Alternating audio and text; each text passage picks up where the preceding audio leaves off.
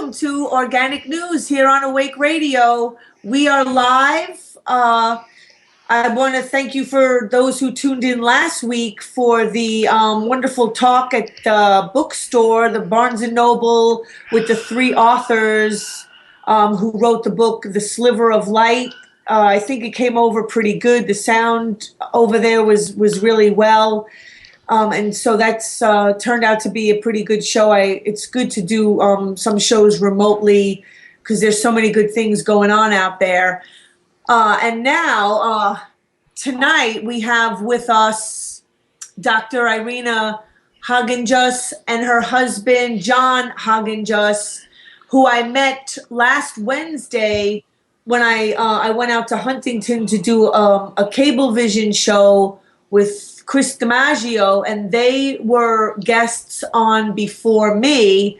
And when I heard their story, it was, there's so much corruption going on in the world, but then, to have it like right in front of you and what people are just going through, the corruption and the mafia world that we're living in, the mafia system is just becoming more and more blatant and out in the open.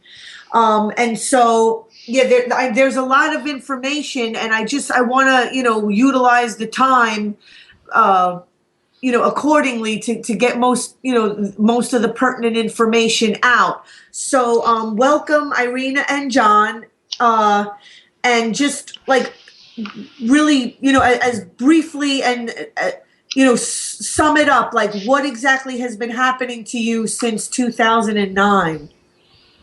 Hi, my name is Irina Hockenjos, and my husband John is here. I'm going to start, but he is going to also add what I'm saying, explain maybe more. Since 2009, we have openly done extortion of our property, our land, our home, our savings. We lost our jobs. We lost our pensions. We lost our excellent credit history. How did you lose your job? How did you lose your job? That happened because of the false arrest. That's happened because of we constantly in court. That's happened because of corruption. I believe that corrupted helped my husband to be fired after a police officer who commit crimes against us was just resigning from police department, and another one still working for police department. And so, that just like adds to the corruption. It's like, so you guys get fired while the criminals, walking around free. So what happened? You're having a problem. Your neighbor is trying to take your house. Not really. Neighbors cannot take a dime from the neighbors, or cannot take a penny. This is organized crime, clearly.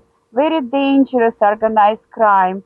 And statement that is a neighbor, it's actually corrupted statement to showing that it's like nothing, like a joke, like you can protect yourself from this, or it's just baseless kind of stupid dispute between two people.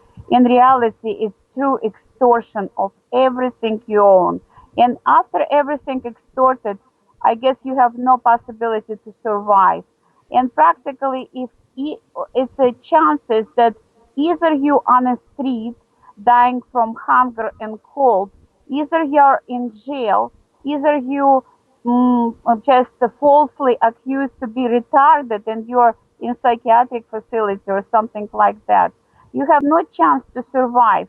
Only chance to survive, like escape from the country, I guess, because if you don't escape but just move to another state, you are still in court with these people, in criminal, in in the courts which are corrupt, which not judging by law.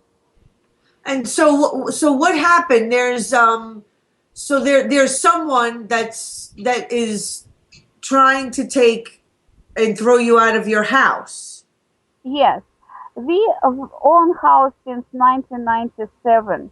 We have one of identical properties in a block. It's a detached house, private driveway, private backyard. We all have the same size of the properties in a block. It's like 47 properties. And suddenly, after a person next to decided to buy a lot next to us, identical to ours, we find out that first fire department brought the news. Fire department engine 246 from Homecrest Avenue stopped next to our house, next to two other adjoining houses to this lot, 226, and started demanding our duress that we will sign our property, our land, to this new owner, Argo Palmieri, and his wife, Eleonora Palmieri, So the who has, so the guy's name is I gotta I want to make sure we get everything, and I want to make sure everyone understands exactly what you're saying. So I just want to go a little bit slower. Argo Palmieri, A yes, R G O Argopaumere. yes. And who is this guy? He's from Estonia. He's an immigrant from Estonia. We did even private investigator on him, and private investigator give it to us a paper which says that he has social security share with another American woman. He has no driver license. He has a lot of shell businesses. That's what report saying. He's got what kind of businesses? Shell. Shell businesses, meaning they're not real. Some of them bankruptcy, some Oh, of them, yeah, to launder money, sort of. to launder money. Yes, And there's so much information to this story, so I want to make sure that we get all the pertinent stuff out. And so you told me that you contacted people, from this guy's country, like where he's from, and you found out things about him from his country.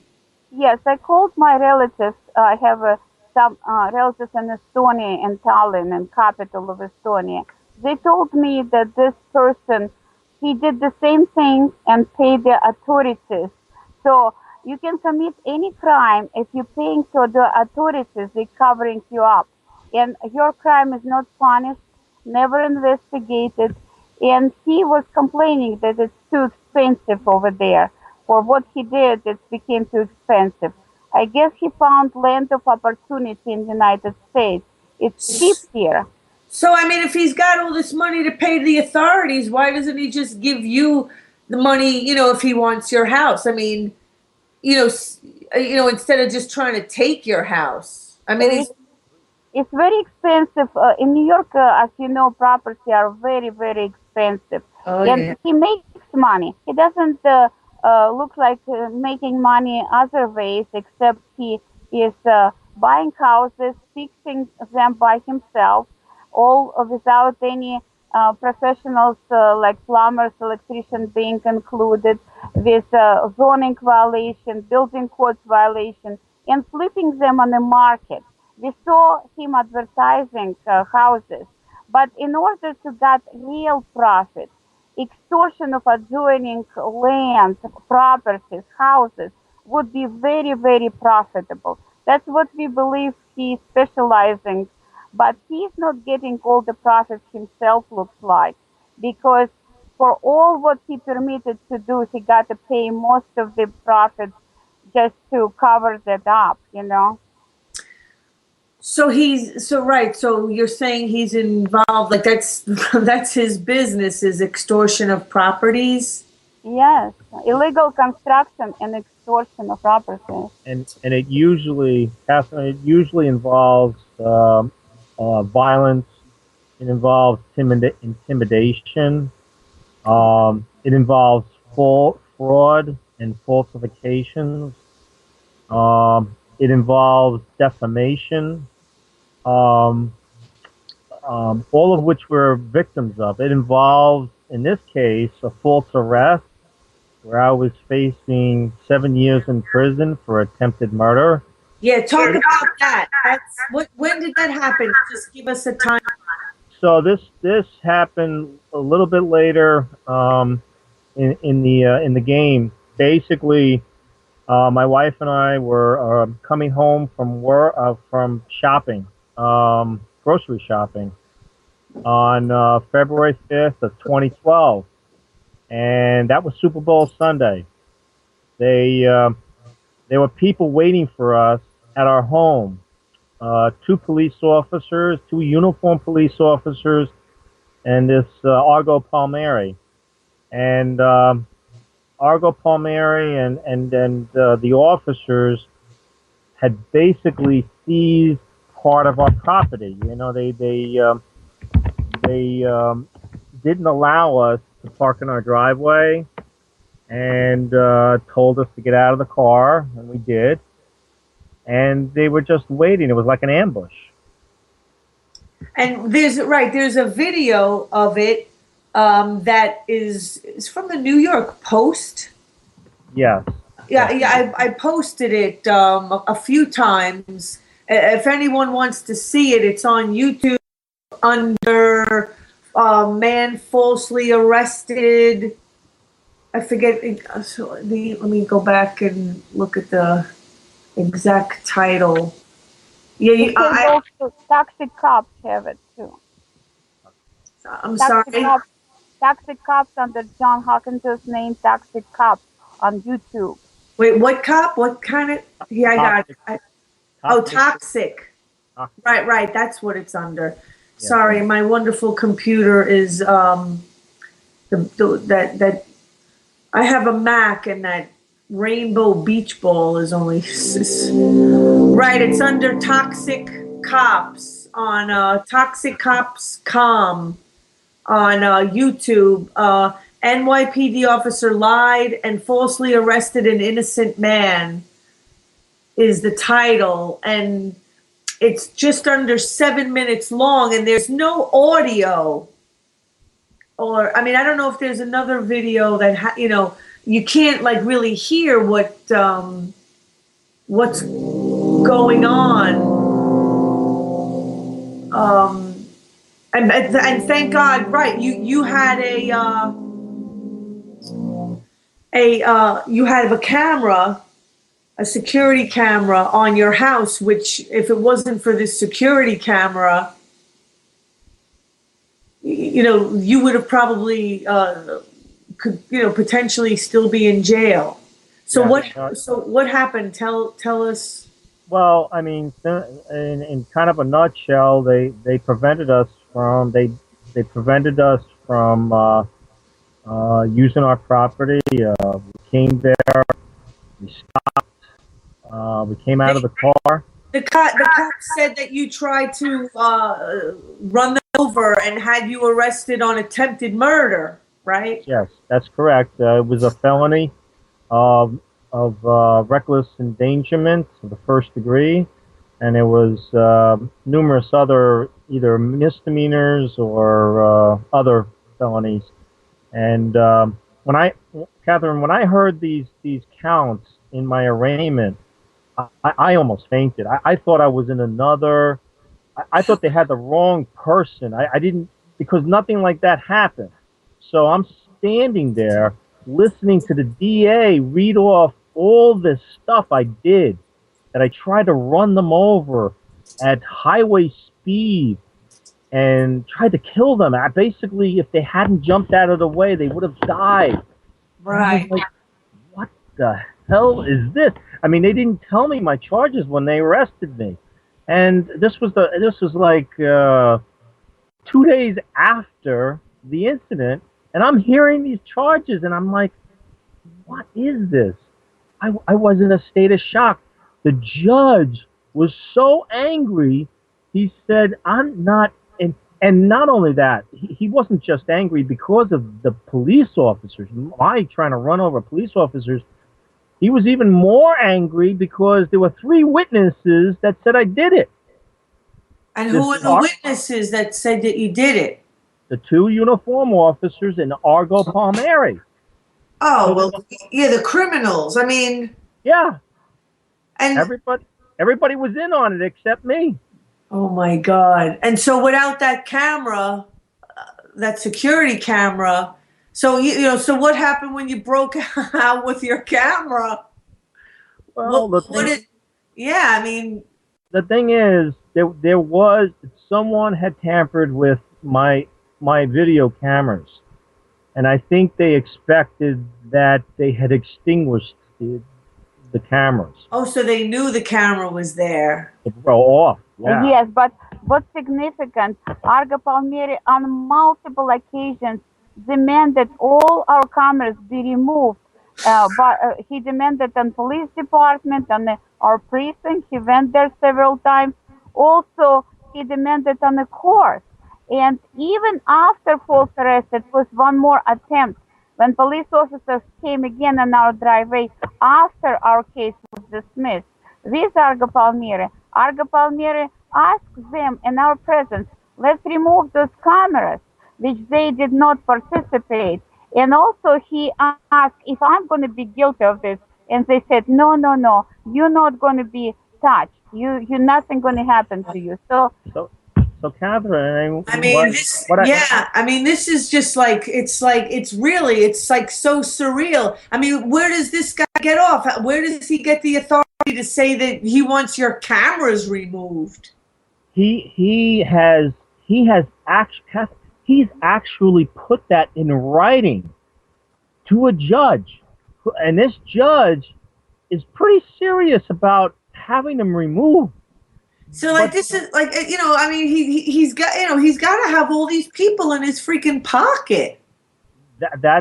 We have multiple videos. Oh my God. That show this guy speaking to building officials inside his house and then putting his wallet away. And we presented those videotapes. No, he put his wallet away when he comes out. When he comes out of the building, he's putting his wallet away. Oh, shit. And this building inspector gives me a false violation that is so outrageous, basically closing down like my profit, and one that would have been was very costly for me to overturn. So wait, say that again. You saw this Argo Palmieri guy putting his wallet away. Yeah. When he was coming out of his house, and with the inspector coming out with him. Oh. And the inspector gives us a false violation, basically shutting down our house, Yes, but it's not just that.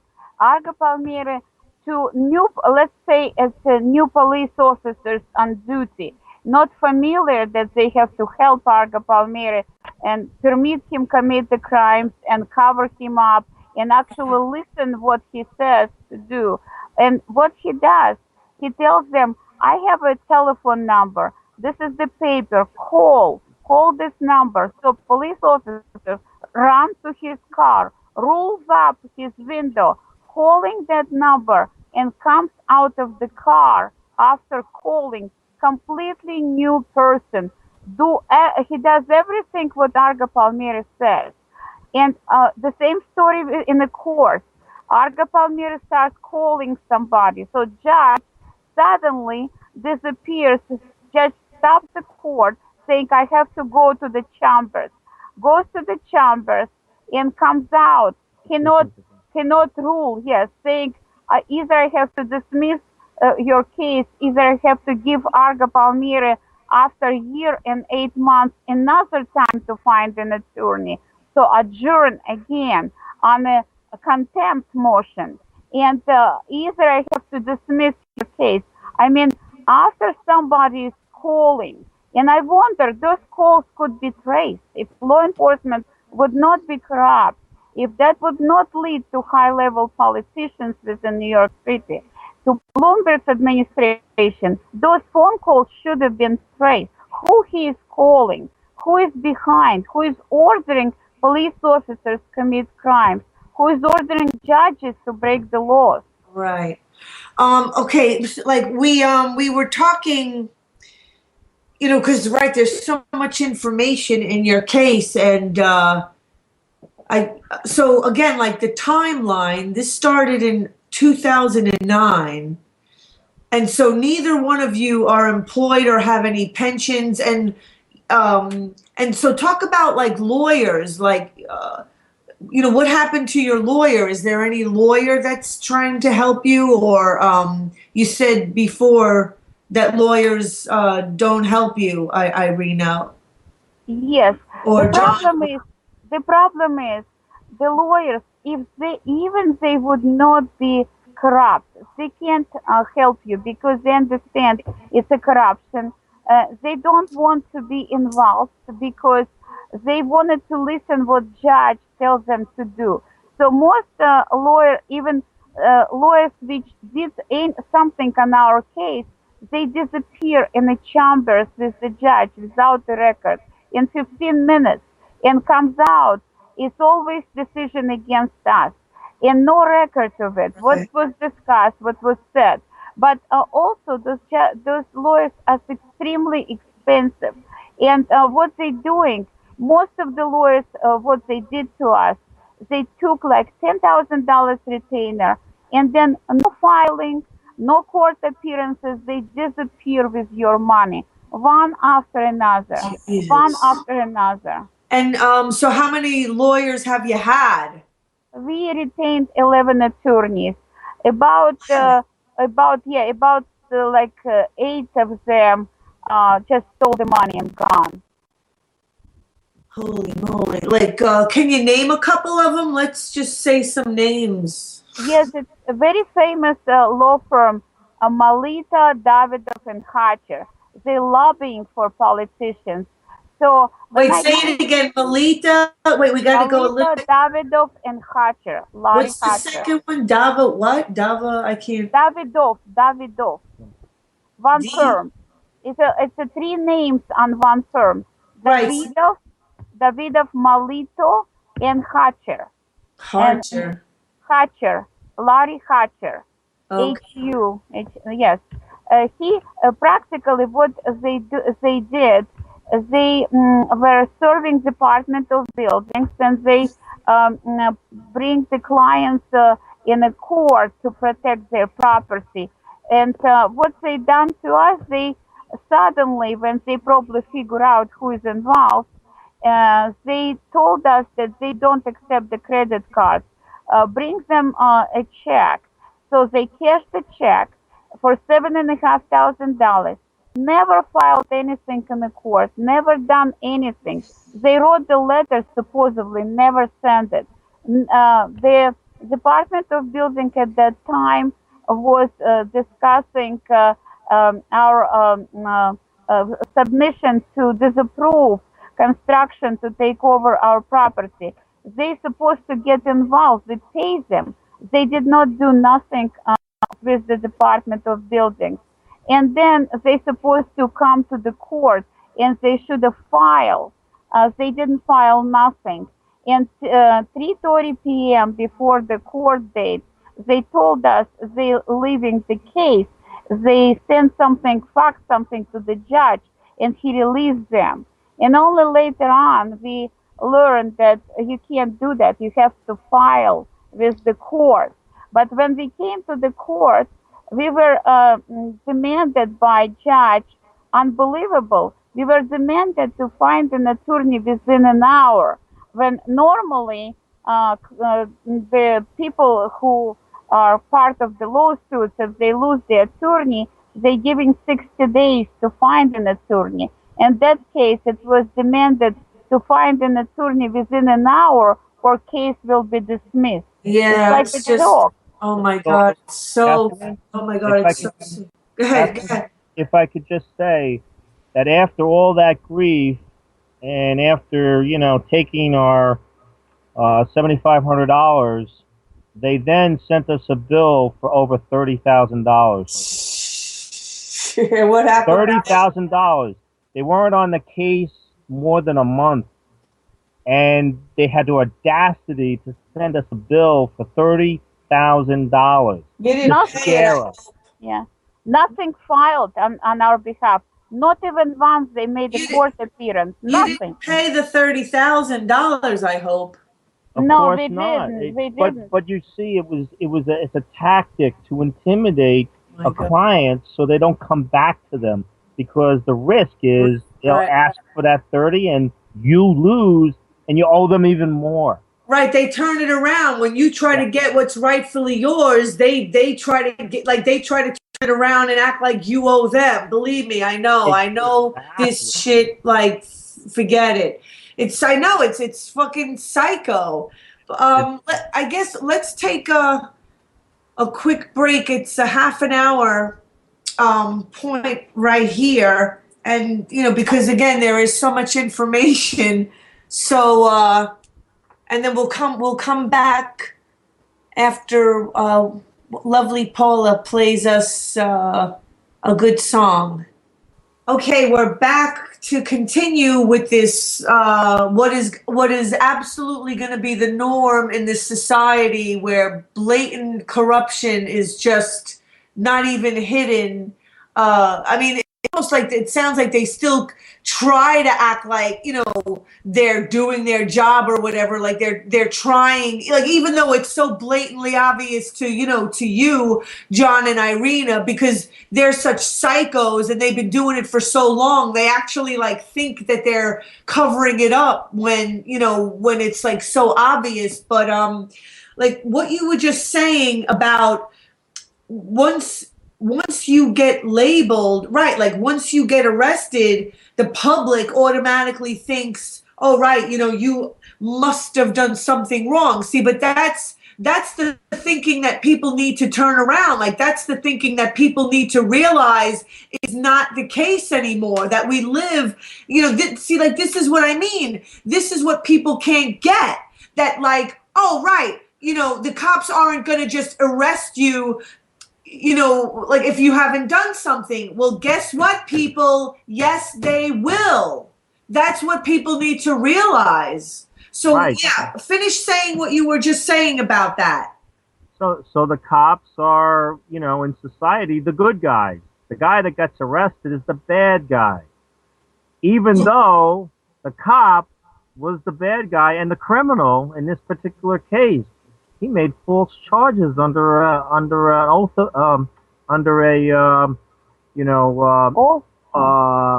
under oath. He made in false front of grand charges, jury. In front of grand jury, he repeated those charges. and he presented his case against me in a grand jury.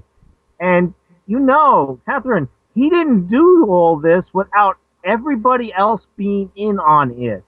In other words, I was being framed. I was being framed by the system. And the DA was part of it. I mean, the DA is pushing for my arrest and prosecution and to spend many, many years in prison. I didn't do anything wrong. It's like a grinder. I mean, the system is just like a meat grinder. I mean, it is like, oh my God, it is out of control. It sucks you into it. God, it's so horrible.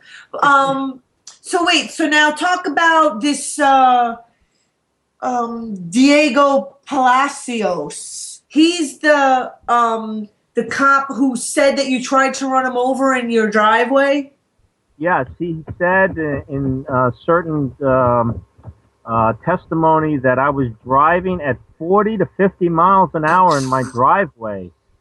Can you now just think about that for a second? Yeah, You're a district attorney. You're hearing a cop telling you that some citizen was driving 40 to 60 miles an hour in a driveway in a city. You would have went right through the house if you were going. It's almost impossible. I mean, it's not even, you can't even possibly invent it. But the DA buys it and says, you know what? Got a good case here. You got 3 witnesses. I mean, all the odds were against me. I was never getting out of jail. There was no way anybody was going to plea bargain. My God. I would never get out of jail. I would have lost my job immediately, charged with all the felonies. And so you lost your job at the MTA for, for what? For nothing. He actually, after Diego Palacio get sort of slap in the wrist instead of real punishment. We realized that our life in danger. That night, close to the morning, our car was robbed, and we realized that cops now feel free to do to us anything, as well as criminals. And my husband gets sick. He came back from the to his job, and he got fired without any explanation. Even Can't you? papers. I know. I was gonna say, can't you sue to get your job back? I mean, how can they? How can they fire you for no reason? I mean, because not for nothing. I mean, even people that have been arrested are entitled to get jobs. Yeah, we strongly suspect, Catherine, this was an. Oh, I lost you guys. Okay, I'm sorry. We lost them for a couple of seconds, but go ahead. Continue, John, what you were saying. What I was trying to explain is that the commissioners that we've had problems with were appointed by Mayor Bloomberg, and Right. those commissioners were Commissioner Robert Lamondre, also for the Department of Buildings, the commissioner for the Department of Investigation, who was supposed to investigate, wrongdoing at, let's say, the Department of Buildings. That was Rosekill Hearn.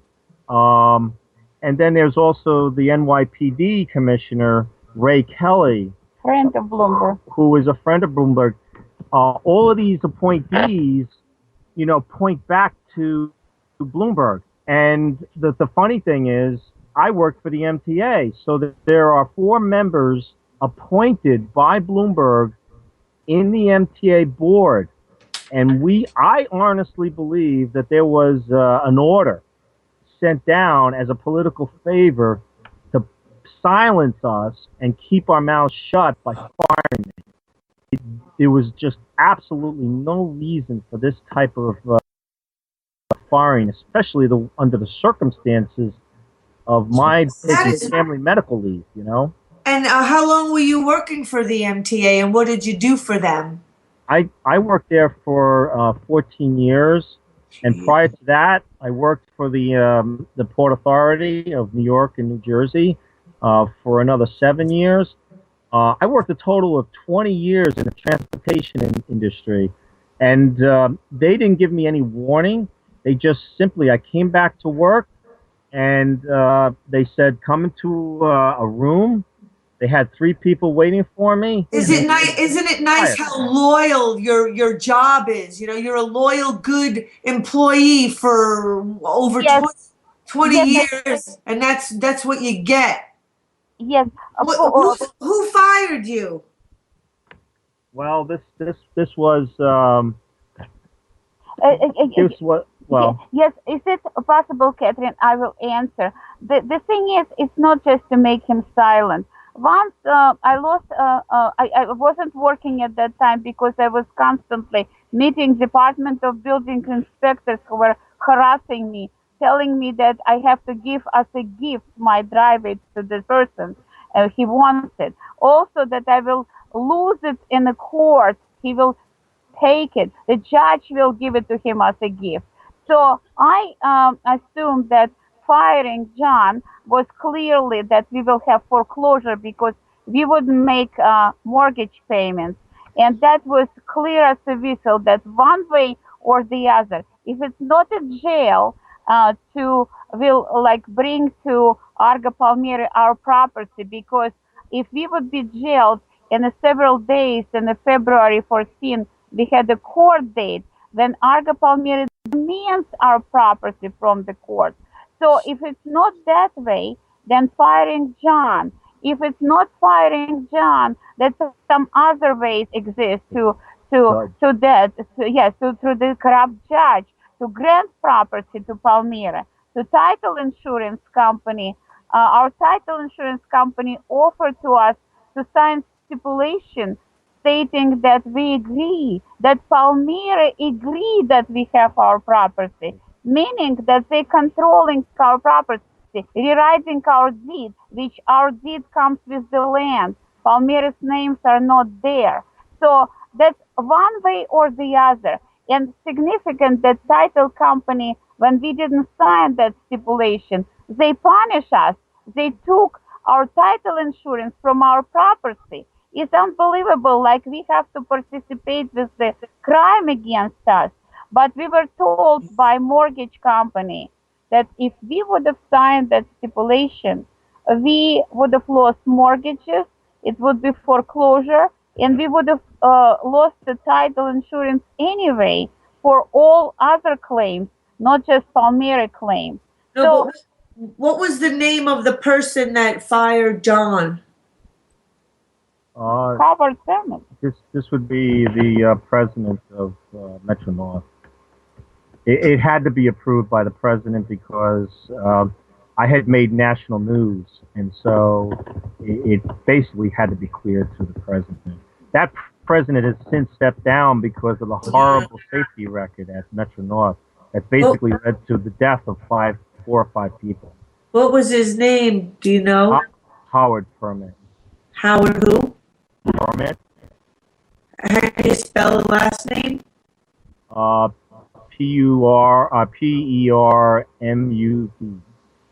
M-U-D. T. T as Thomas. T is in Oh, T like Thomas. Okay, Permut. Oh boy. So there's a in one of the emails that you sent, a daily news article dated February the 10th of 2012 with John standing in front of the Supreme and Family Court here in Brooklyn, right? J Street. You could see it on the little street sign there. Under the photograph of you, it says, John Hockenjos, an MTA worker, was charged with reckless endangerment for allegedly trying to run over a police officer, which your security camera on your house proves is completely ridiculous and shows you just like pulling into the driveway with these 3 officers and the Palmyra guy standing there at a normal, rate of speed, like whatever, 5 miles an hour or something.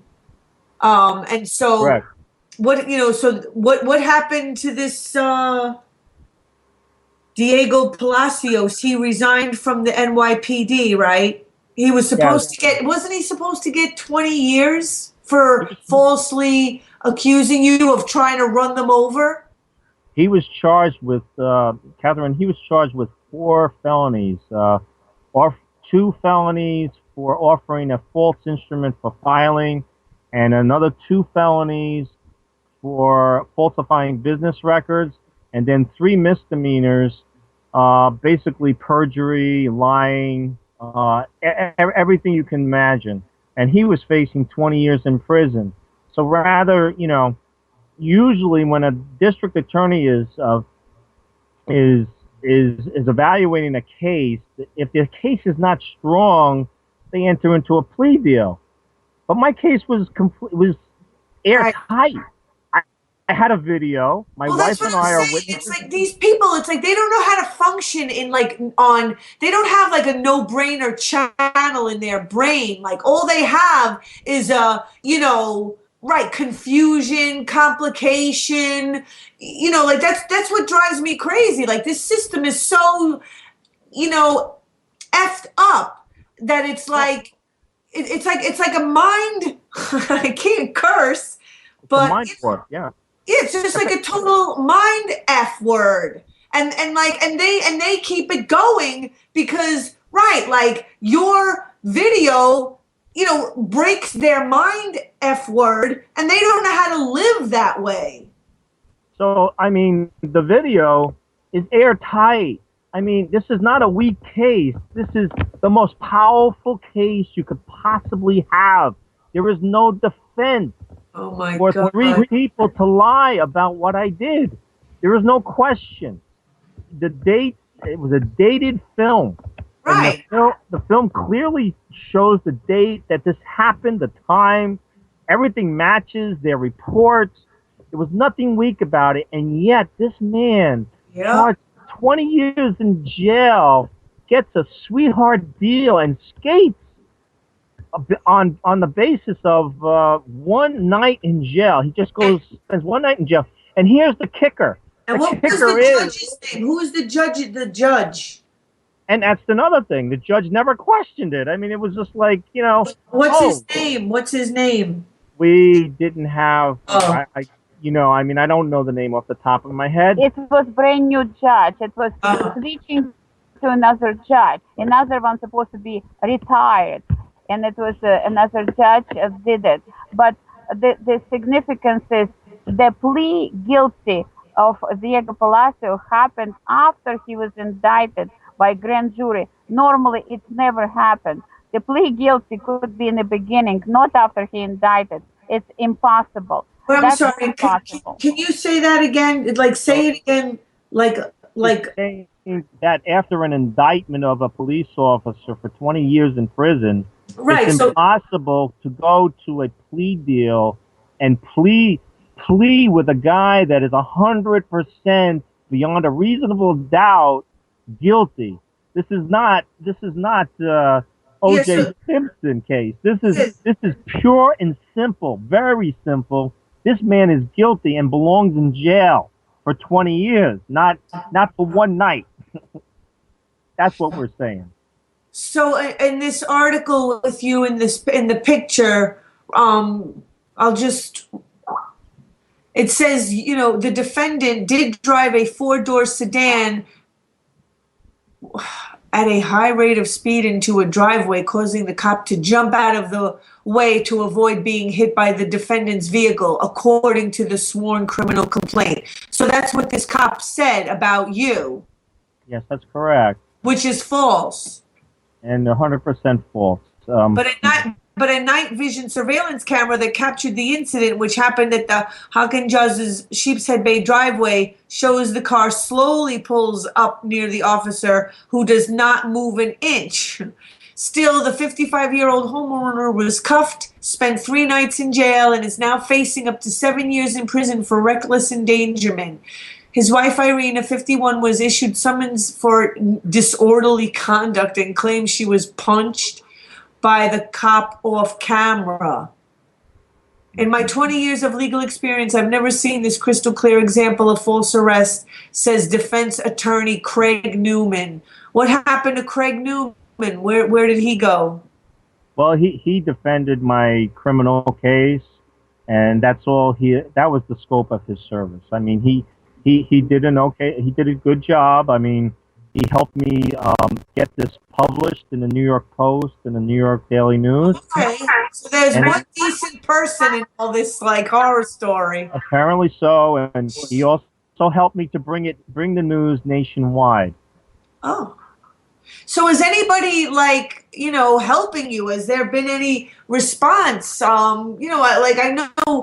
know, people, they tend to get in a big uproar when they first hear about something, but then it just fades into the sunset after a while. So, what was the response? Did you get help? When this stuff happened, and then what? It just faded away, or what happened? Well, what's been happening is, Catherine, we've been attacked by criminals. I mean, nonstop for 4 years. I've had the brakes cut on my car. Argo Palmieri tells me, watch out tomorrow morning. I get into my car the next morning, and it has no brakes. Okay? The wife is taking pictures inside my vehicle. The next morning, somebody tries to rob my vehicle, actually enters the vehicle and robs the content in my vehicle. We catch it all on tape, but we asked the NYPD to look at this evidence because these are crimes, all right? They will not look at anything. They tell us to go away. They don't even, the detectives, we beg them to look. My wife gets assaulted by the other woman and is punched, and she's trying to destroy property. And the cops won't look at the evidence, that the malicious, what is it called? you know, it's basically vandalism, violence. We're subject to all of it. Criminal mischief. What are some of the other cops' names who don't help you or who are part of the besides this Diego Palacios guy? Basically, part of the gang includes a Sergeant Brenner, and in that instance, they basically refused to take a complaint about my car being smashed. Okay, broken windows and all kinds of stuff. And who's this? Okay, go ahead. And we so have like 8 minutes left. So basically, she arrives, and what does she do? She comes and then starts accusing me of blocking traffic on my street. And I have a video of it. Sergeant Brenner? Brenner. And she is accusing me of blocking traffic, which is, arrestable. And this video that I have of this incident shows cars just zipping by while she gets on a loudspeaker on her patrol car telling me, stop blocking traffic. And I'm like, what are you doing? You're inventing arrest here. Also, she told me, give your driver license. I'm going to give you CCRB telephone number. I said, my husband already gave you driver license. So she said, you're shady. But what's interesting, Palmieri, both of them, Argo Palmieri and supposedly alleged wife, Ellen Palmieri, full name Eleonora, Ellen with one L cut off. She is never give a driver license. So the Palmieris committing all these crimes, they're not shady to Sergeant Brenner, but we who are targeted, who are victims, we are innocent and we are shady. This is was framing before false arrest. But after false arrest, there was other police officer coming to our driveway on Palmyra's demand, with the same, without our permission, with all this, it's all repeats and repeats and repeats. And what's significant, the IAB, internal affair, never also get anything investigated. All our complaints cut off and sent to the same precinct, to the same police officers, and Palmieris knows all about our complaints for retaliation, that we get punished even for complaining. And this is the 6-1 precinct, right? Right. Yes, so Catherine, we brought these matters up with the commander of that precinct, and we asked him to look into the matter, and he never got back to us. And the only time I confronted him was a year later after my arrest, and I asked him why he never checked, he never did any investigation, and he basically ignored the question. Catherine, we're in fear of our lives because the gangs show up at our house, 9 people show out, and they stay. They're going to kill me. Okay, they're not here as my friends. They're being called to my house, and I can't get a police officer to write a report about it. So how am I supposed to protect myself? How in the world? They called delivery people to our house on purpose to show us that they can do anything they want, and they robbed that person and beat the guy to a pulp on my doorstep. Wait, say that again. A delivery guy? They beat him? Who beat him? They basically called the delivery guy to my house. Which delivery guy? Delivering what? Pizza. Pizza or Chinese food. And basically waited for him, stalked the guy at my house. When he left my doorstep, they beat and robbed him and beat him to a pulp. Who did it? And he was full of blood all over the place. The gangs. The gangs that show up. Yes, Palmieri used to call the gangs, show up, demand our property. We're not giving to them. We're not removing our cars, saying that they have second driveway. we're not removing our fence, we're not letting them to take it over, and they calling the gangs. Suddenly, cars shows up full of people with the hoodies, people who coming to us, big dudes threatening our lives. That's the usual situation in our case. So And I what wanted to. happened? What happened to this delivery guy? I mean, did he ever press charges? I mean, maybe. He was afraid. He was afraid to do so. The gangs intimidated him so much. He was afraid to press charges. I have videotapes of all these crimes, Catherine. NYPD has not reviewed one piece of evidence. And I have thousands of these videotapes of crimes being committed at my home. And nobody is reviewing it. This is crime central. My house. Crime central. Jesus. And you guys you don't live in you live in Sheepshead Bay? I thought it was East 23rd and. Right. Yes, this one is between W and X Avenue, W and X. It's a nice block. It's supposedly a nice area, but we never had any crimes before Palmyra arrived. For 12 years living here, since 1997 to 2009, not even once any crime happened. We sometimes forgot to lock our car doors, and nothing happened. It was very decent situation before extortion of our property started. And Ellen Palmyra complains in the court papers that I'm trusting camera in her face, and we have 15 minutes video from our cameras. She trusting for camera in my face, pushing me to traffic, preventing me to go to my driveway. This is unbelievable, like twisted accusations called accuse the accuser. And we cannot possibly survive in this situation. If no law enforcement will help us and no court will commit crimes against us, we are done. It's practically like they're pushing us out of the country. And people, homo, should know the next they could be target of Palmyra. And Ellen Palmyra is not innocent person.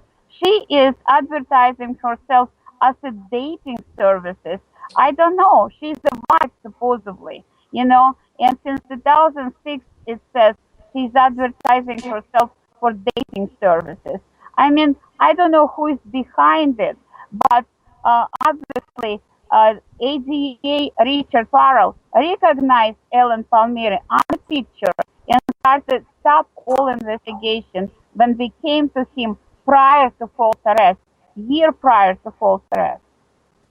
So we're the time is over, and I just before you guys hang up, I just want to say if there's anybody out there that's listening that can help these people, please, lawyers or decent judges, upstanding, honest people out there, who can lend a hand.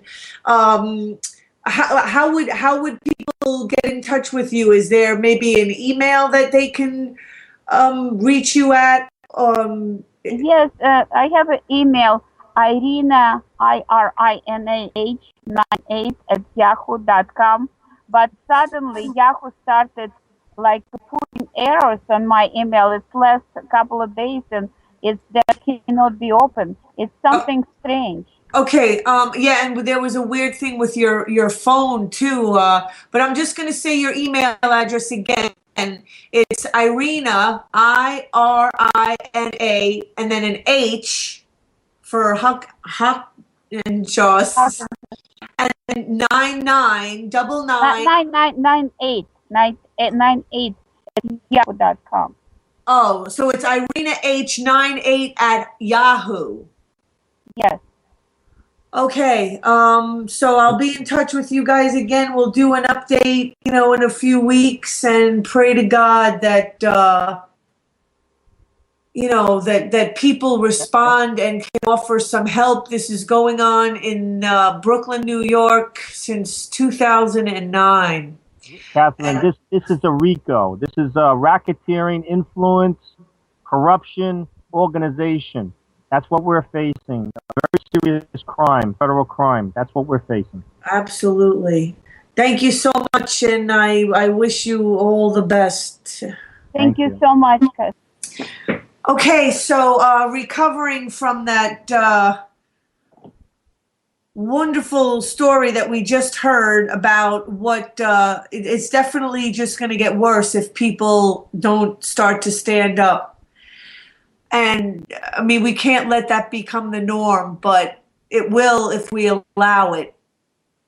So moving to the next guest who we have with us, Felice Gelman, who I had the pleasure of being on the same flight from JFK to Zurich, and then Zurich to Cairo on, what was it, the 4th, March the 4th? Right. When we were going, we were, you know, our big ideas of, you know, going to Gaza, and most people couldn't even get into Cairo. And so, right, so the big plan was for 100 peace delegates from around the world, like places like Belgium, Switzerland, Ireland, France, showing up at the Cairo airport, and we were all going to go to Gaza for International Women's Day to show, you know, to support these people that are living in an open prison, a very crowded open prison. And so what happened, right? You actually went through the customs right in front of me. Like you were like right in front of me. That's right.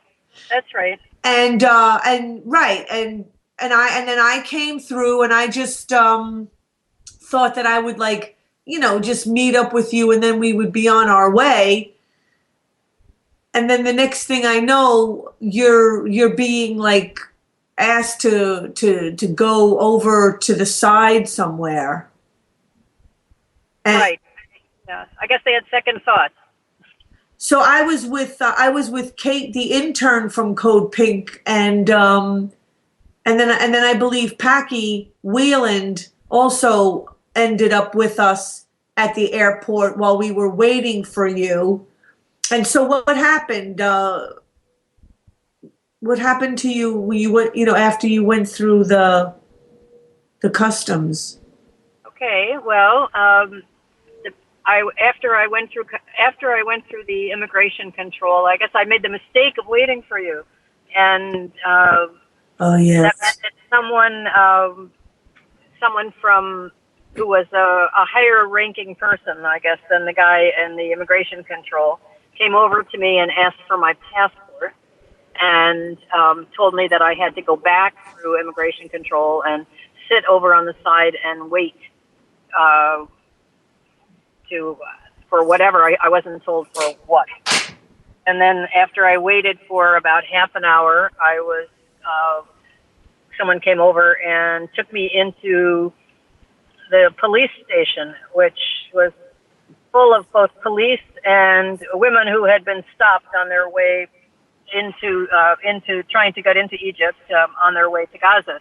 So, and were they all part of the delegation? Because on the flight from Zurich to Cairo, there were more peace delegates on that flight. The woman Yasmin Schmid from Switzerland, who I sat next to through the whole flight, and chatted with, like, the whole time. I never saw her again.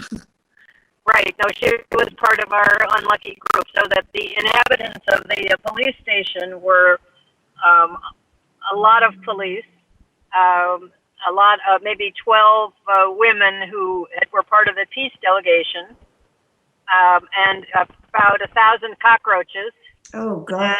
And in the back, the roaches are being detained. I think the roaches were, it was hard to tell who was who, but in any case, back, which had been where there was a door that was open, and I think one of the people who was with us went through the back looking for the bathroom. There were two women, and I don't know who they were, who had been held there for 10 days. Oh. So I think their little jail was in the back, and that was where we were taken. And wait, who was being held for 10 days? We don't know. Oh. We don't know. There were two women who said they had been held for 10 days, but we don't know who they were. And were they American? Where were they? No, I don't. I don't know where they were from. Once the police saw that one of our group was in contact with them, they told us we had to leave and close the door. So we didn't really find out. Yeah, they didn't want you to find out too much, huh? 10 days. Did they look starving? I don't know. Oh. I really don't know. But I do know that when we finally saw the representative of the American Embassy, he told us that many, many, many people are being detained and deported at the Cairo airport. For? Unknown reasons. Journalists, people like us, even tourists, where for some reason the Egyptians think that they're not tourists or something. But he said particularly journalists. Really? So you were detained for how long? Well, we were held in the police station for, I don't know, about 6 hours or so, and then we were taken upstairs to an empty gate area. And I guess that was because the police station was not functioning very well with all of us sitting around there. And by then the French had begun the French delegates had arrived and had begun their sit down in front of the immigration area. So I think they wanted to try to separate us from them. And they took us, as I say, up into an empty gate area, which is where we spent the rest of our detention time. So there's a video that was made with you guys. I'm trying to find it because they made a video of, I believe it was at the airport. Oh, here, I think I found it. I'm just gonna play. It's only for 2 minutes. Sure. On YouTube, it's called Gaza Peace Delegate Cayman K. Oh, it's right. It's explaining why the delegates were coming to the airport and that they were detained. Hopefully, My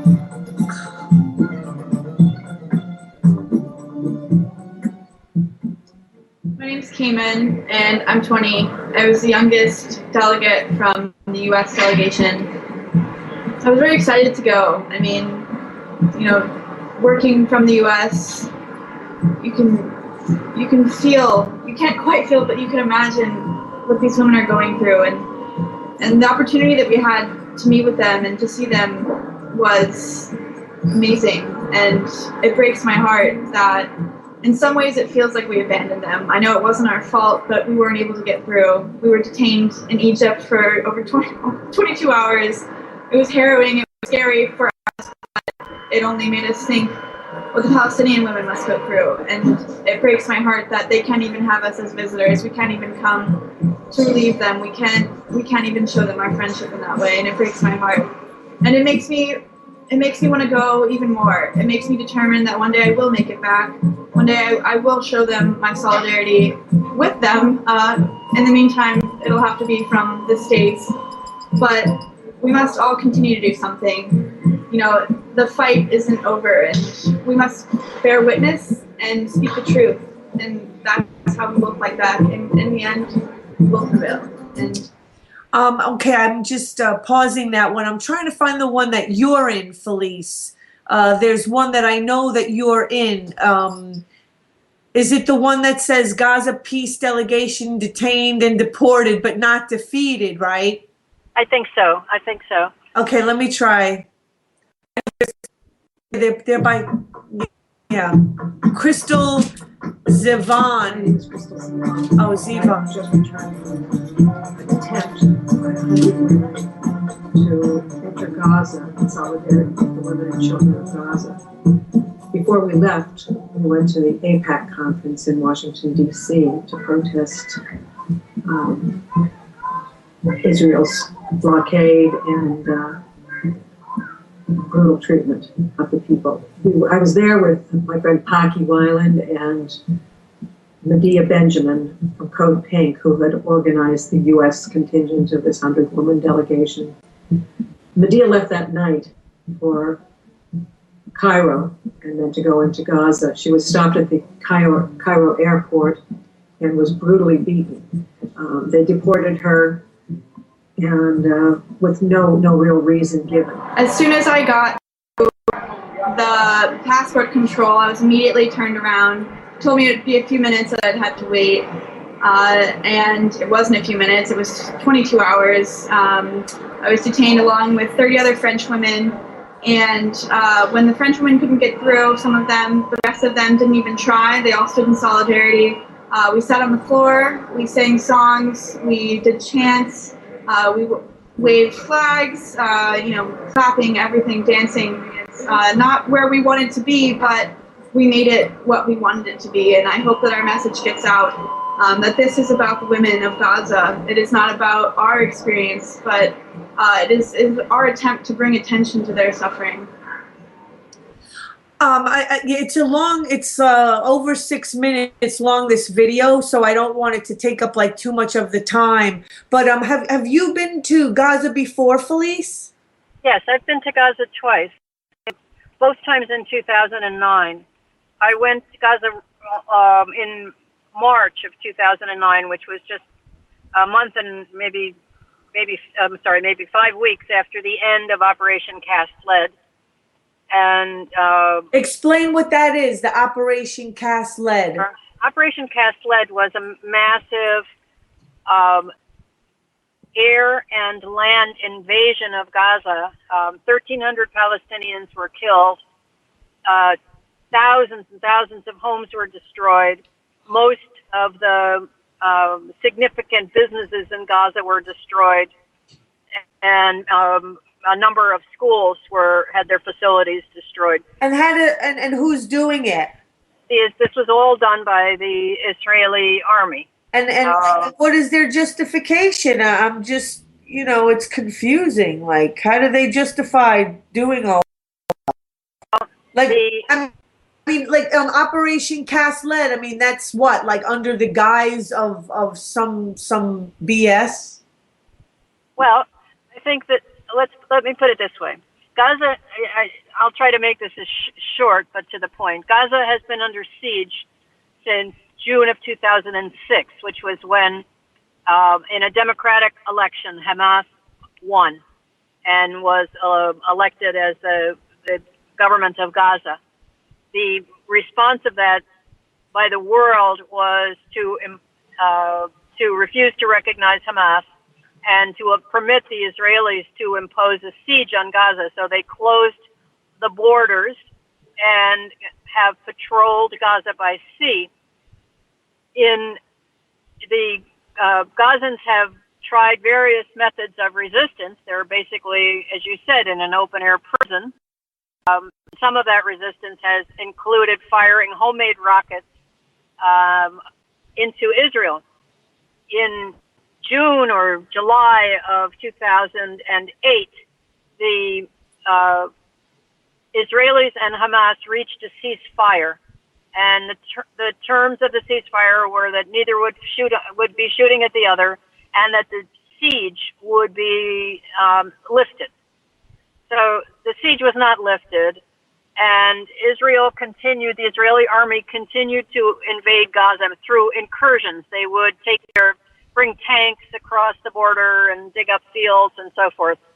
And finally, in November of 2008, there was a major incursion where they came in with tanks and armored personnel carriers and so forth, and a couple of people were killed. And in retaliation for that, the siege and began firing rockets into Gaza. And that was began firing rockets into Israel. And that the Israelis responded to that with Operation Cast Lead, with this massive invasion. And what is Hamas? Hamas is a political party which was elected, as I say, in 2006. A democratic election was elected as the government of Gaza, and they are Hamas as a political party is affiliated with the Muslim Brotherhood, so they are an Islamist political grouping, and one that the U.S. has put on its list of terrorist organizations. And so, are they terrorists? The definition of terrorist is a really interesting one. That's, right, because the U.S. is calling them terrorists, so that's always kind of, questionable. Well, look, they're definitely, how would I put it? There are people who, there are people in the world who engage in the indiscriminate targeting of civilian populations in the course of a war. Now, okay, so if you were to take that definition, you might find that a number of the governments around the world would absolutely fit it. I think that the government of Sri Lanka, which fought a civil war in Sri Lanka, would fit that definition. I think that the actions of the U.S. government in Iraq and Afghanistan would probably fit that definition. Absolutely. Actions of the government of Russia in Chechnya would fit that definition. So when you say that someone is defined as a terrorist, right? I'm just saying that, is Hamas a terrorist? Hamas definitely believes or has agreed that the use of violence in pursuit of their liberation from occupation is appropriate. I don't think I'm the person to decide whether that's right or wrong. I hear you. I found actually your your section in this video, the Gaza peace delegation detained, deported, but not defeated. So I'll just play your bit real quick.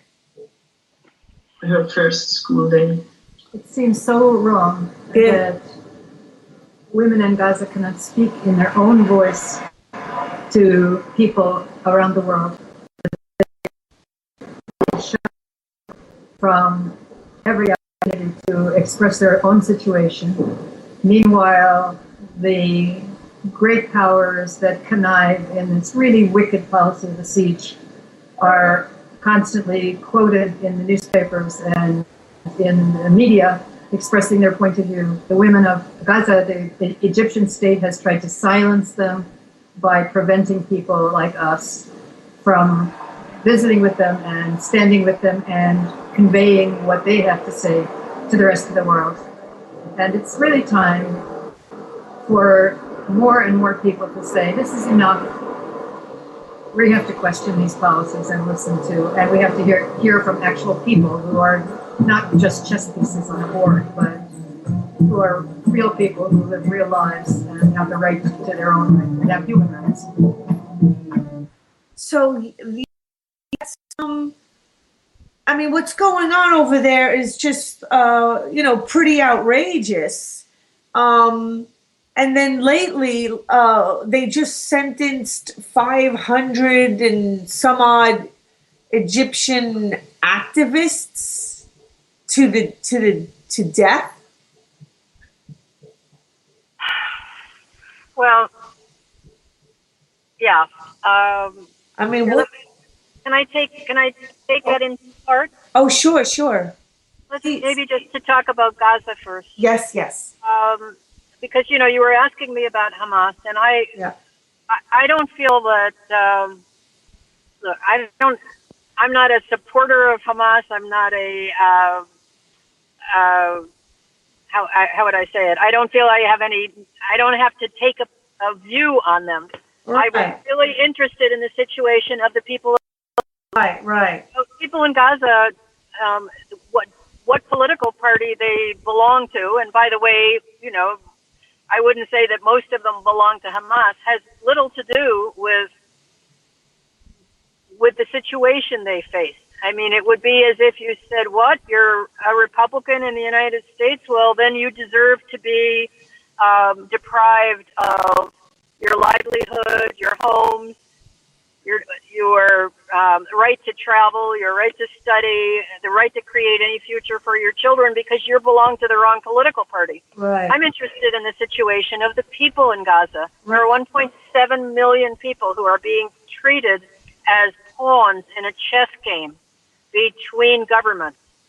And isn't it the most... Our job was to bring attention to that and to try to let those people, not the governments, but to let the people speak and say what's on their mind and what they're suffering from. So that's sort of how I would say that was the purpose of our delegation. In Egypt, I feel my heart bleeds for the Egyptian people. I was in Egypt during the Tahrir Square revolution, and I was in Tahrir Square and talked to hundreds of people and saw the incredible joy and camaraderie and feeling of unity that was expressed by that incredible mass uprising. And people talked about their aspirations for the future and how they saw themselves. And what seems to me to have happened is this has all been swept away, and now the military is in control. The situation for the Egyptian people is as bad as it has ever been in terms of their economic situation, their opportunities, their lives, and the military is incredibly repressive, as evidenced by the fact that the court, at least one court, which was not in Cairo, but in another city in the south, just sentenced 529 people to death, basically without a trial. They took 3 days to discuss this case. There were 529 people. I can't imagine how you can give 529 people a trial in 3 days and just wholesale condemn them to death. Right. And this is, I don't know how to say it.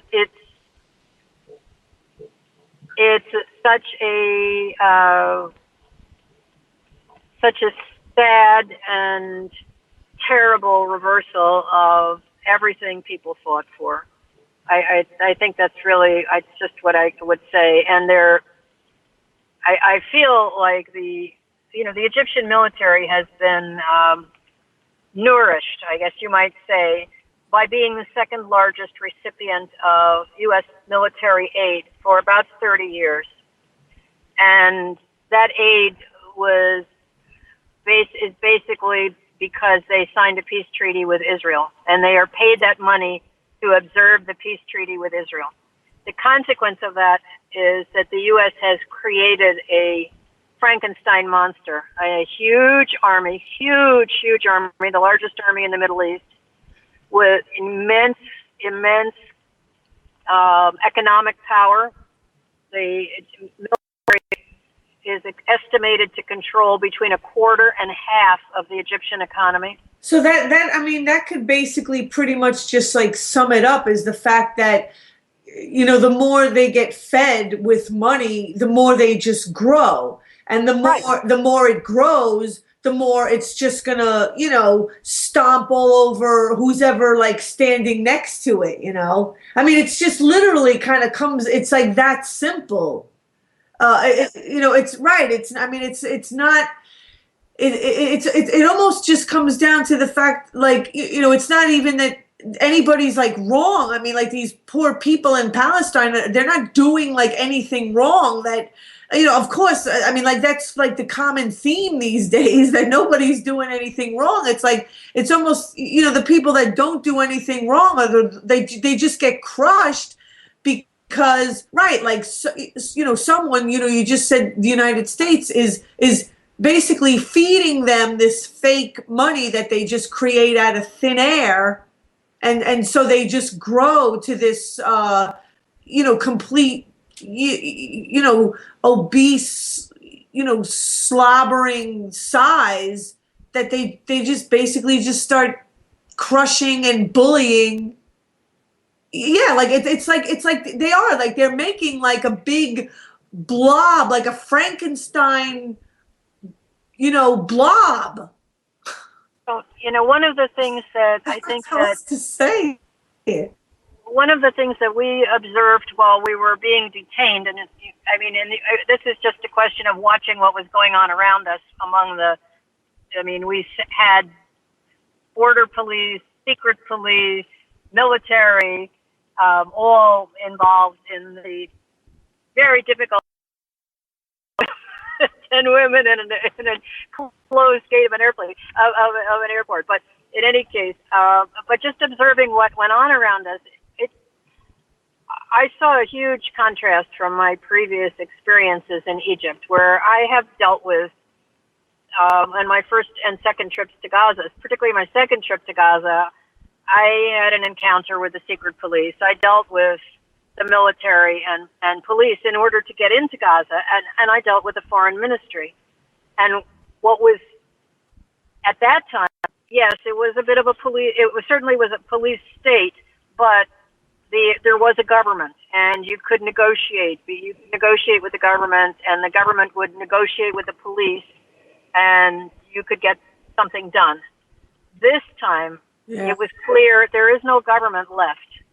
The government is gone and has been entirely replaced by the military. Nobody in the government is making any decisions. In Egypt. Making every decision. Right. I mean, and that was evidenced by the fact that in order to let us women get on an airplane to leave Egypt, now we said, okay, you don't want to let us in, we'll leave. In order to get on an airplane to leave Egypt, we had to have the okay from a 3-star general in the Egyptian army. Oh man! So the military has completely taken over the Egyptian government. Well, I'm not saying that there aren't bureaucrats who go to work, but they don't get to make any decisions. Wow. I mean, there were hundreds of bureaucrats around us the whole time, filling out papers and talking to each other and drinking coffee, but nobody makes any decisions except the military. So, what did you do in Gaza the first couple of times you went? I mean, because I unfortunately never got to. I'm like kind of dying to know, what it's like. Well, okay. The first time I went with a fairly large group that had been invited by by UNRWA, the UN Relief and Works Agency, which basically provides services to the 50-60% of the population of Gaza who are registered refugees who had been driven out of what is now Israel into Gaza in 1948.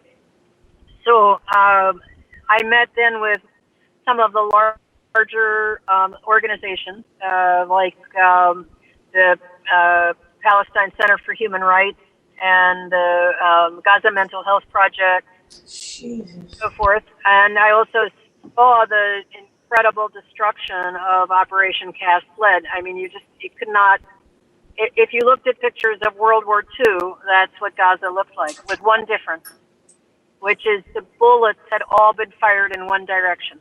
So if you were, you went stand in a place where there had clearly been a lot of bullets fired. If normally in a firefight, if you look around you and there are bullet holes everywhere. My God. In Gaza, there were only bullet holes in one direction. Isn't that just? Nobody was fighting back. Oh my God, that is so. That was really what we saw. We saw the incredible destruction, and that was also a time when we celebrated International Women's Day with women's organizations. So I visited a couple of different women's organizations, and I stayed with a very wonderful family in Gaza on that trip, who I still remain in contact with. Really great people. The second time I brought a group of 15 people to Gaza, and I wanted to meet with really grassroots organizations, not the big NGOs, but despite everything that has gone on in Gaza, there still is civil society, and there are still people who try to create community centers and so forth. So we visited the Life Maker Center in Rafah, which is a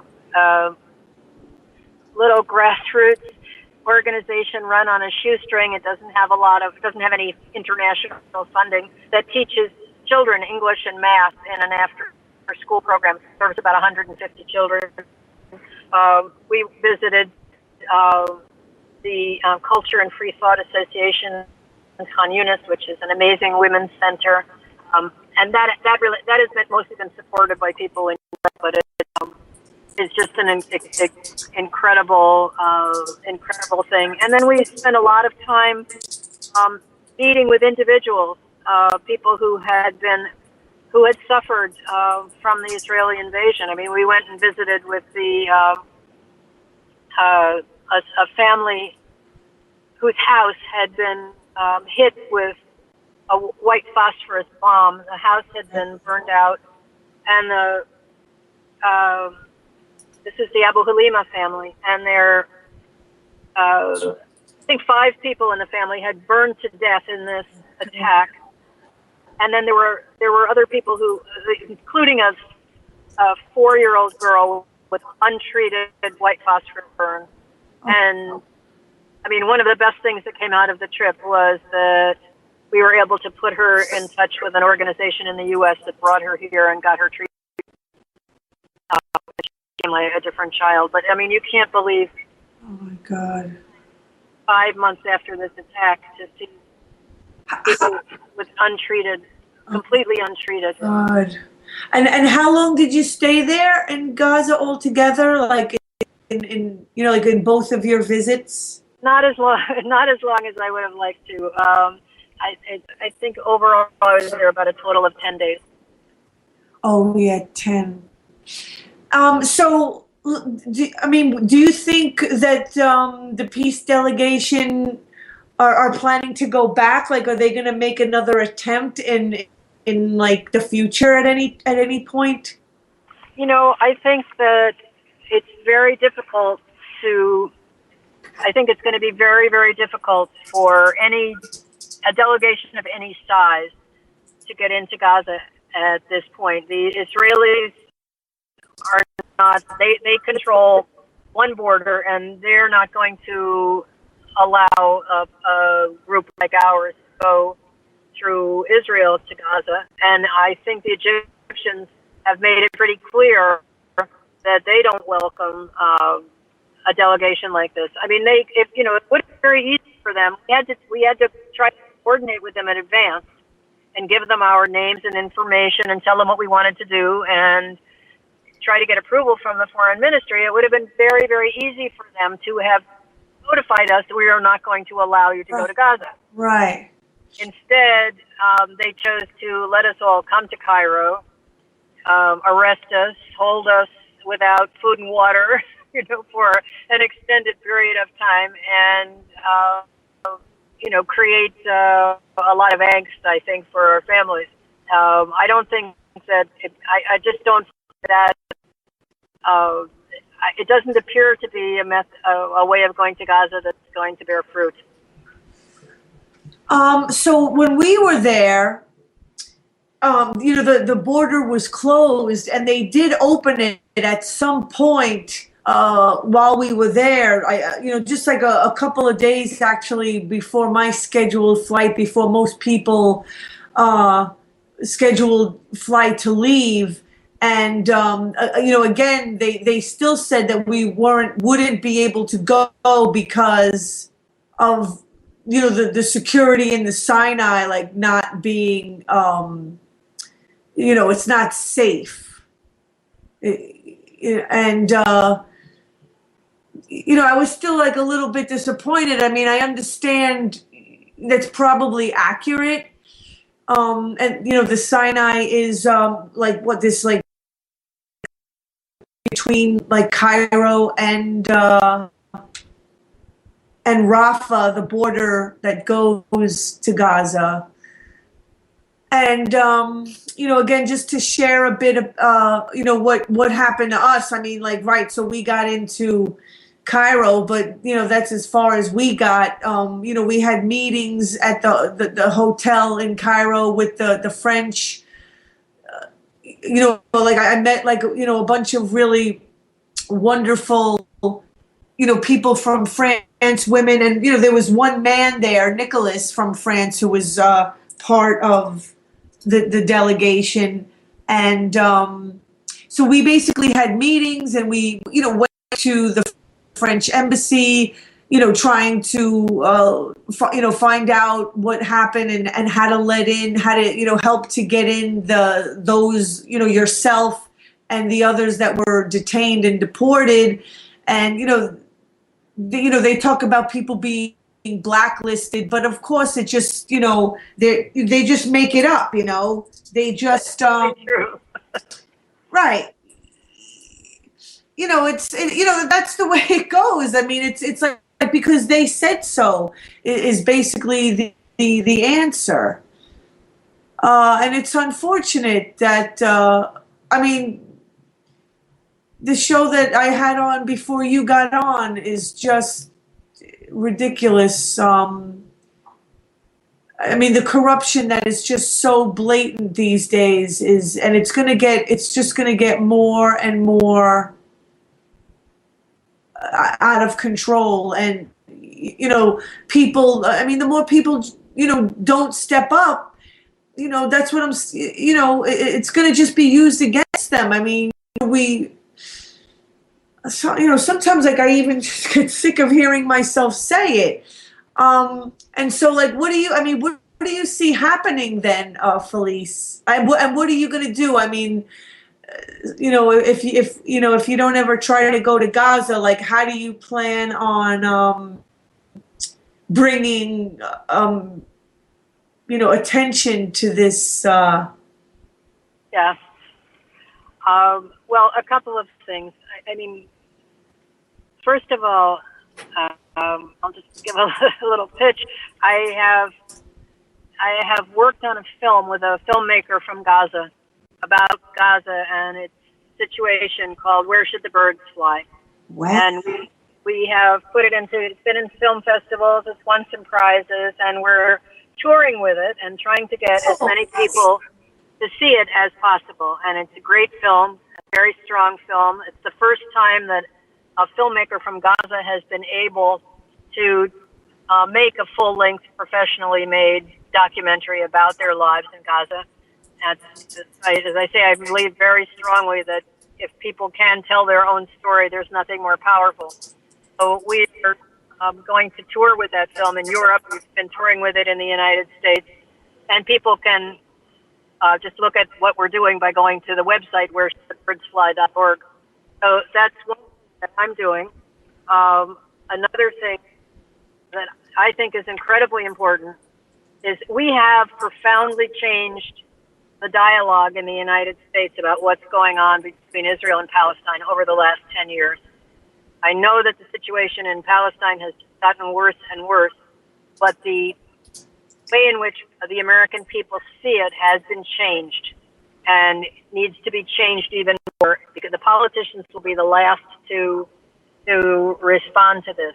Right. But I think anytime people see something where they have the opportunity to tell the story, even if it's writing comments to the newspapers or writing blogs or whatever, they have to do it, because that's really what's changed the conversation. And we have to continue to change the conversation. We have to support the students in the SJPs who are trying to work on boycott, divestment, and sanctions. We have to support the artists who are standing up for a boycott, a cultural boycott. We have to support the academics who are standing up for an academic boycott of Israel. Those are things which really make a tremendous difference. We have to support the people who boycott the Israeli settlement products. there are many, many initiatives going on that we can support, and probably more important than anything else to support those. The problem in Israel and Palestine and Gaza is made in the U.S. Yeah, gee, right. It's right, because, nothing else is made in the U.S. Everything is made in China. We make some things, but we've made some really bad policies. And I mean, it's the same thing with Egypt. Egyptian people are not to blame for what's going on in Egypt. It's the military and the people who gave them the money to be what they are. And last night I watched a documentary called Unmanned about, the drones, unmanned drones and war just being like a video game. Yes. People, it's unlisted on YouTube, but there's a way, if you sign up or whatever, you can watch it. Someone posted it on Facebook, and then I just entered, my email address or something. They emailed it to me, and I was able to watch it. It's about an hour, and it is just, oh my God, right. It took place in Pakistan, of just all the innocent people, just, completely innocent people having just being bombed, by drones, like not even, people, remotely. They interview the guy, the military guy, or wherever he is, dropping them, and he, he is just like completely, I don't know if traumatized is necessarily the word, but he's definitely remorseful of what he's done, and this, just following orders and just taking some superior's word for it that these people are terrorists, and and there's just clips over and over and over again of some official and Obama swearing that like civilians are never injured,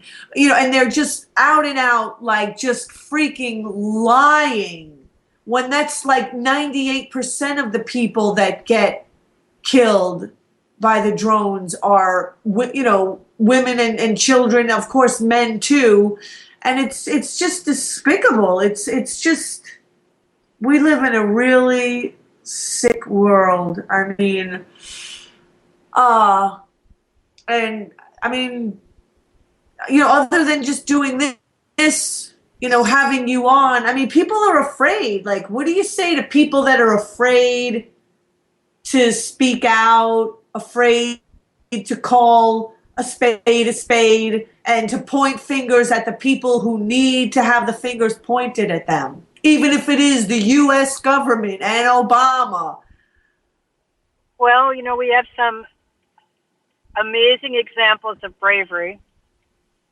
I would point to Edward Snowden as one of them. And we have to not just admire people who are brave enough to speak out. We have to emulate them. We have to try to be like them.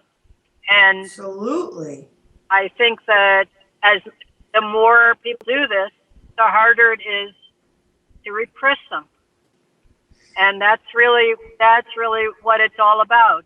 It's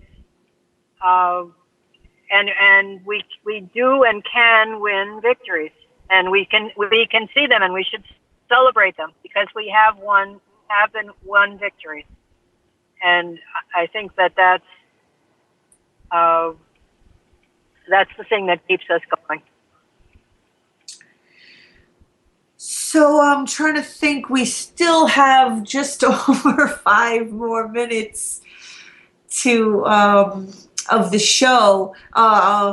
So I guess let's talk a little bit about what happened to Medea. The she's like one of the head people at Code Pink, and I mean, right? They tried to they did detain her and then try to deport her. She sustained an injury, I believe, to I don't exactly know what arm or shoulder or something. They dislocated her shoulder. They did, right? Dislocated. And then, without treating it, stuck her on a plane. Yeah, and she's I've never had a shoulder dislocated, but it's incredibly painful. And she's a small bit of a thing. I mean, she definitely, I would say, maybe weighs less than I do, and I'm not that big. Yeah, I don't. Yeah, I would be surprised if. Yeah, she's slight. Yeah, But she's mighty in spirit, and I have to give her enormous credit because she is absolutely unafraid. and so I wonder if I could find that clip of her. I don't want to say yelling at Obama, but she was able to get into some press conference or whatever it was where Obama was speaking, and she confronted him about the drones. That's right. Um, and I hope it's caused him a few sleepless nights. Okay, let me see if I could. Here it is here. There, I guess I'll play here. I'll just play this one. It's a 4.5 minutes. It's under no drones, close Gitmo. Read. Judge William Young told him, "The way we treat you is the measure of our own liberty." When we went, he went on to. We went on.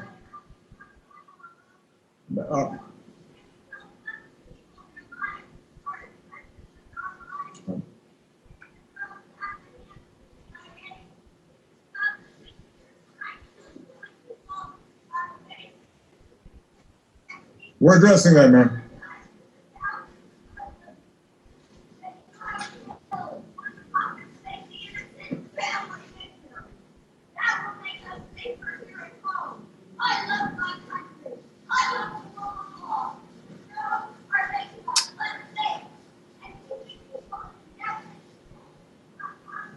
I'm going to try to find maybe one that you can actually hear. So today, once again, today, I'm about to address it, man, but you got to let me speak. I'm about to address it. Let me address it. Why don't you let me address it, man? Why don't you sit down? Why doesn't he be quiet?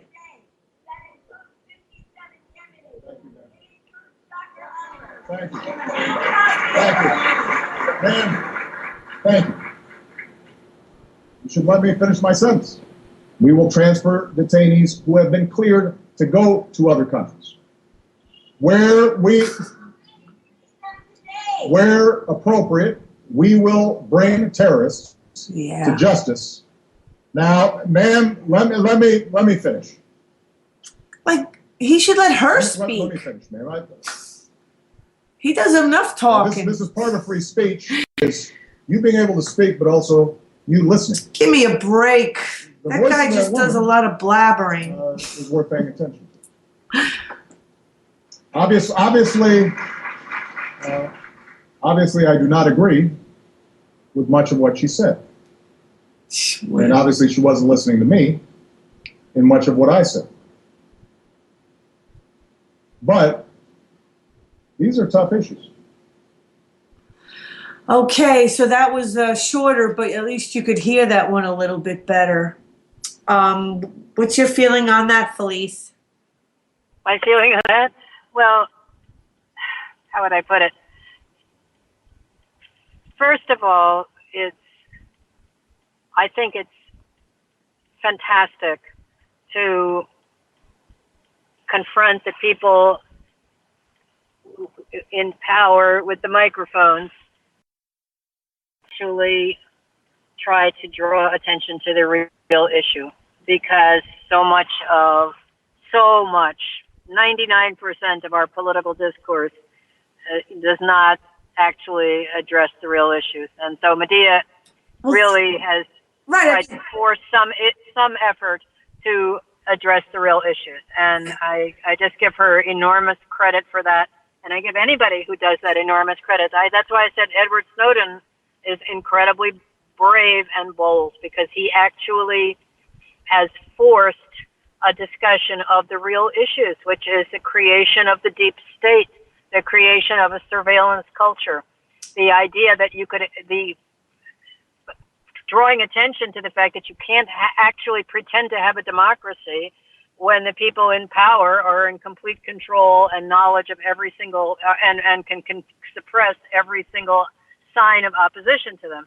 And these are people who are incredibly bold. It's so ridiculous, because all they talk about is how it's like, a breach of security, and Edward Snowden, and he threatened security. Like, that's all they know how to say, and it's like, what they really mean, but of course they'll never say it, is that all people like Medea or Edward Snowden are doing is exposing their criminal, Ponzi scheme that they've got going.